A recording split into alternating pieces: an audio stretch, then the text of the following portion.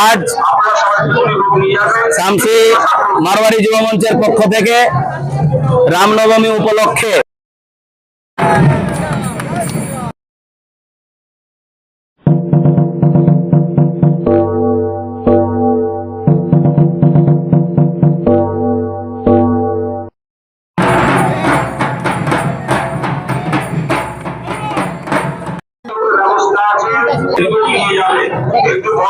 আজ শামসি মারওয়ারি যুব মঞ্চের পক্ষ থেকে রামনবমী উপলক্ষে শামসি হাসিরাম মোড়ে এবং শামসি ঠাকুরবাড়ির সামনে দুই জায়গাতে আজকে আমরা বিশুদ্ধ পানীয় জল এবং ঠান্ডা শরবতের আয়োজন করেছি।